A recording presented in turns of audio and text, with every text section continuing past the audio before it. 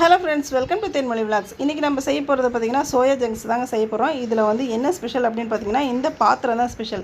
ஏன்னா நம்ம எப்போதும் மண் சட்டி பயன்படுத்துவோம், இல்லை எவர் சில்வர் பாத்திரம் பயன்படுத்துவோம், அலுமினியம் பயன்படுத்துவோம். இது வந்து கல் சட்டி, கல்லால் ஆனது. இதை பயன்படுத்தும் போது நல்ல மணமாக இருக்குங்க. சாப்பாடும் கெட்டு போகிறதில்ல, சுவையும் நல்லா இருக்குங்க.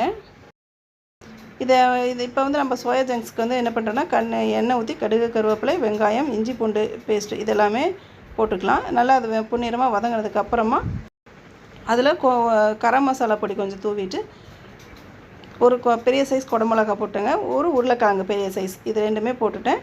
இதோடு சேர்த்து சோயா ஜங்க்ஸ் வந்து ஆல்ரெடி நான் தண்ணியில் சுடு தண்ணி போட்டு ஊற வச்சு எடுத்து வச்சுருக்கேங்க. அது ஓரளவுக்கு அதிலே குக் ஆகிருக்கும்.